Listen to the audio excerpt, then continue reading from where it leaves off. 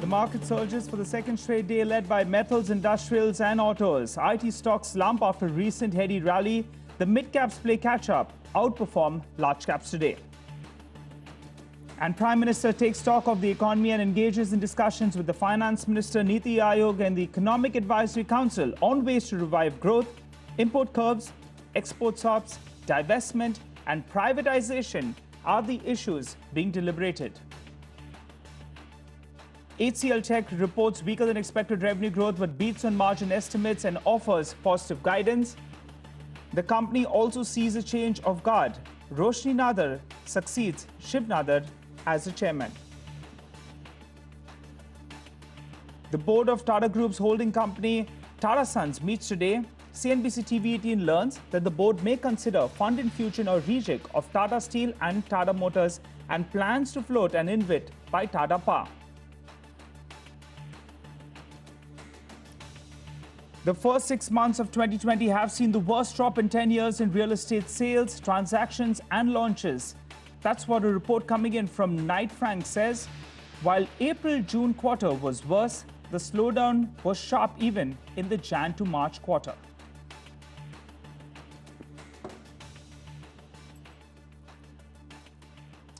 Hello and welcome to Business Lunch. I'm Nigel D'Souza, and as we speak, the markets are holding well in the green, but the stock that was in focus was Britannia. Just pull up the stock out there. We're getting the numbers that are coming in, and in fact, the volume number was awaited, and that as well is in. That's coming at around 22%, well, going by the kind of top-line growth we had of around 26% in comparison to the 20-21% we are working with. Volumes are expected to be better, and that's precisely what's happened. So Britannia is still holding up in the green. It's had a heady rally getting into its numbers. So maybe that's why we're not seeing a very, very sharp reaction out there. Valuation-wise as well, not very, very cheap, or rather expensive actually, at around 3,900. So keep an eye out on that stock. And the other one is Granules. Well, that stock is doing well. The numbers are very, very good. We'll get you a read-through on both those numbers later on in the show. But let's get on to an important story then. Sources say the government has been reviewing the economic situation and ways to revive growth. Sapna Das joins us to fill us in with details that she's picking up. Sapna. Hi, Nigel. So basically, this is a series of important meetings held right at the highest level with the Prime Minister and the Finance Minister reviewing the growth trends and also the way forward. So basically, broad topics, likely to have been covered, say taking stock of the, relief measures announced in terms of taxation. What else can be done in terms of further simplification if that is required? How to promote exports, any other or better Make in India strategies, possibly even showcasing disinvestment as a major reform agenda. We are aware of the fact that there's a new privatization policy that has already been proposed by the Finance Minister, and that may see the light of the day sometime soon by getting a clearance in the cabinet, stuff like that. So basically, this is a continuous review that is being taken right at the highest level. The growth trends are being reviewed, whether, the green shoots that are kind of, green shoots which are visible as of now, how sustainable they are, what else the government can do to basically boost the economy in these tough times. The simple and short point is, Nigel, there's too much of uncertainty because of the pandemic. So, nobody can really say that this is how the situation is going to look like. And keeping all of this in mind, this is a continuous review process that the government is undertaking on a very serious note. And as and how required, it won't be surprising if they come up with further, relief measures, rather measures to boost growth. And within this, there is no doubt about the fact that the implementation of the Atmanirbhar plan is also being monitored very seriously. Okay, all right, Sapna, thanks so much for that. Let's get on to another exclusive then. Sources tell CNBC TV18 that India stands firm on continuing digital tax levy. Timsi Jaipuria joins us to fill us in on details on this. Timsi?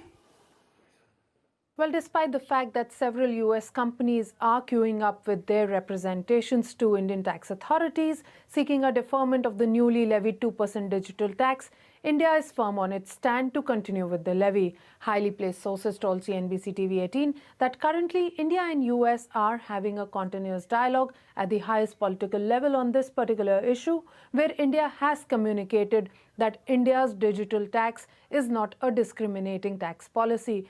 India has also decided to share that India's decision to levy a digital tax is for all countries and is not just US specific. India also reiterated to US that it cannot defer the levy, also that the industry had enough time to adjust to the new digital tax, as the levy was announced on 1st of February as part of the union budget and it came into effect only from 1st of April. Also, a 6% levy of equalization levy already existed since 2016. So any move on digital tax is not new when it comes to India's tax policy and tax policy stand.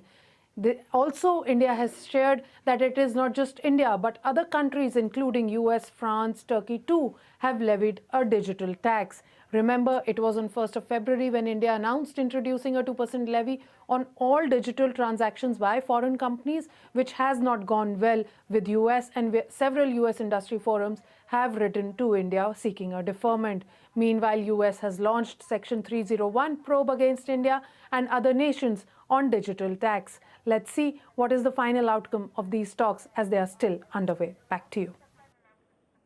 Thanks so much for that, Tim. See you well. HCL Tech reported its numbers earlier today. The revenues were weak, but margins were better than expected, and the guidance for FY21 was pretty positive.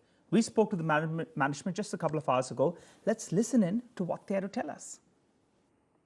The way we have executed in the last quarter on all dimensions have been exceptionally good, whether it is managing our costs, customer satisfaction, taking care of our employees, reimagining all our business processes to be working fine. So we've also delivered very good booking in the last quarter. We won 11 transformational deals.